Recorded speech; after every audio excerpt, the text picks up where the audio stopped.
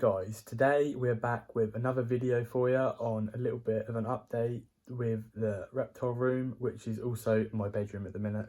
But that should all be changing, and there's a lot which has changed since the last video. A few newcomers, a few that aren't with us anymore, so let's get into the video. Right guys, this is the first tank that we're coming to in the bedroom. It is in the same place on this unit above the telly. What used to be in here was our leopard gecko Rio, and we've basically been fighting a long term battle ever since we've had him as a rescue. He's just not been right, but I'll go into that a little bit later in the video. But now in here is our corn snake, our Tessera snow corn, which you don't normally have many in an Exoterra, but we did have the 3D background in, but as you can imagine, he got underneath it and we couldn't get him out. So that's his hot end there, reading 31.1, so just a touch too hot, but I can lower that on the haberstat. Hot hide there, a few leaves, hammock, sort of moist side with, sometimes we put moss in there when he's shedding, some stuff to climb on and go up, water bowl, and he's always in here. If I open it up, he's currently in shed at the minute. There he is, just there. He's a lovely little guy though. Sorry about the noise. We'll get to that in a minute because they are the new arrivals. Put that back. So yeah, this tank has basically had a complete different reptile in it to the last video. But like I say, I'll explain about Rio a little bit later on.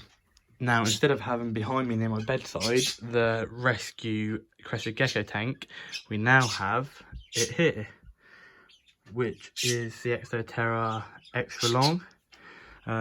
His temp is reading 24.4 and he is just in there. Open it up because the glass is a bit dirty. I don't actually feel I can keep doing videos in here anymore with them over there. They are a nuisance. But back to this for now. We got him as a rescue. We had to buy everything off the bat straight away. But we already had a lot of the stuff in. So just a basic main log, a vine to climb on, 2 leaves in the corner. Got his dishes there with his calcium. Not his calcium, with his rapace on. But I'm thinking about ordering some Pangea and trying that. And a jelly pot, which isn't in there, but he's not really keen on them. As you can see, he's just there. Sort of focus, just there. He's a male. The owners basically didn't want him anymore. They couldn't breed him anymore because of his age, and they sort of weren't interested in him. With the Exoterra day and night light on, which changes by a sensor. This video is probably going to be absolutely terrible quality because of these bloody birds. Got the haberstat there for the corn snake and the haberstat there for the crested gecko. This is to do with the new pets, which is an air purifier, because they can make you cough quite a lot depending on what sort of species they are. And the newest thing in the room are these two. Now, these two were in a really bad condition. The cage they were in, just come with me a minute.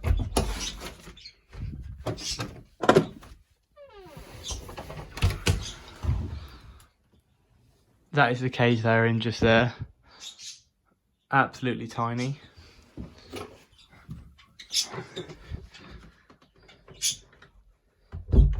And they were both in there. They had wild bird feed for food and no proper care at all. The base of the cage was absolutely filthy. The water bowl was stained and horrible. So yeah, we bought them this big cage, which took us down a couple of hundred, but now we've got it and they're settling in well. A lot of people say that you can't tame budgies, which aren't babies, but we're going to try and prove you wrong. They're still very, very shy, but they've never ever been handled, and they're about a year old, so they will take a little bit to get used to, taming wise. But as you can see here, we've got the base, which needs cleaning out. I've only had them a couple of days, so this is about 2 days worth of mess. Just a bell, water bowl, swing with a branch there, and a branch and a ladder further down. And then you've got a ladder going up with the vitamin block and the cuttlebone, with a few toys up there on the background there. They really, really love these kiwi treats, which are them there, cracker, which is kiwi and lemon. And then they've got the swing further up there with a few other bits there, some millet spray. And I've been told to only have the millet spray in there when you offer your hand into the cage, like I'm doing at the minute. So every time they see your hand, they're associated with food. These are the first ever parrots I've kept. I've never kept a parrot before, which is something new to add to the list. But they both look healthy. I took them to the vets, got them checked out. Their claws are fine, their eyes are fine, their beak's fine, wings and feathers are fine. I thought they might have had mites, but they haven't. They just like to clean a lot. They're probably quite dirty, but they've had a bath and they're settling in really well. So there'll be updates on them as they progress. Whether I'm going to let them out to be rehomed or keep them, I'm not sure. They've grown on me quite a lot already. But yeah, like I say, they're settling in quite well. Got a nice big cage for them as well, so there's plenty enough room for them to fly about in. So they're the budgies, which is the newest member. And then, like I say, the crested gecko, and then the corn snake. So that is it in this room for now. Until it changes, I will be doing some update videos on the individual animals themselves, and then that will be it. But I'll explain to you now about our leopard gecko Rio. So before we explain about Rio, I forgot one more thing, which isn't really a pet, isn't really a reptile, but this is my isopod collection. I used to breed them in here mainly for the leopard gecko, and I've only recently put them in the crested gecko's tank. But obviously now we haven't got the leopard gecko. These are just sort of kept along because it'd be a shame to get rid of them for no reason. But as you can see,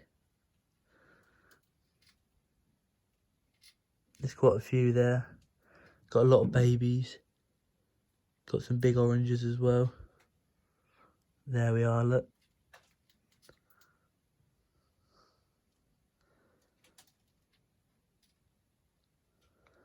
So yeah, they're doing quite well in here, they're thriving. Got a few little mealworms and other bits and bobs in there growing, but just so much life comes out of it. It's crazy. But the jelly pots that the crested gecko doesn't eat, I put in here for these to eat, and they dispose of everything quite well. So yeah, I forgot all about them, but that's just a little update on the colony of them and how they're doing. Right guys, now as for Rio, our Instagram page mascot, which if you're not following me on Instagram, it is ARC_exotics. He was always featured on there. He's the main guy for that, but we no longer have him now. Comes as a sort of shock, basically. Quick summary of what happened. He was big and healthy, nice fat tail, lovely colours, shedding fine, eating really well, and then he just stopped eating one day, and we thought there could be numerous things. There's so many things it could have been. So we do what most people would do, just sort of wait a week and let it pass over, you know, maybe just see, because sometimes a lot of reptiles just go off their food for no apparent reason.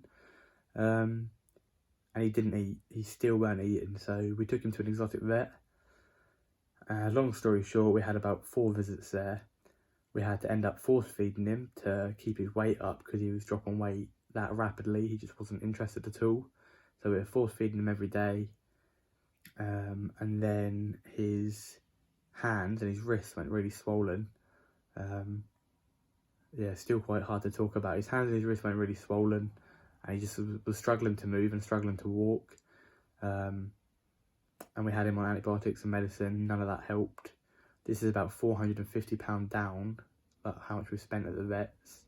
We had 2 x-rays, we had something else done as well, and they've just never seen it before and they just didn't know what it was.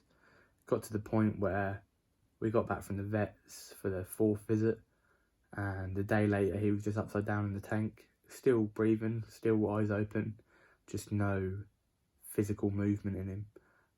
Just sort of, he didn't have control of his body anymore. So he was just laying there. We righted him up so he was on the correct side, and then he'd just sort of crunch his belly up and roll onto the other side again, which is upsetting to see when it's one of your longest pets.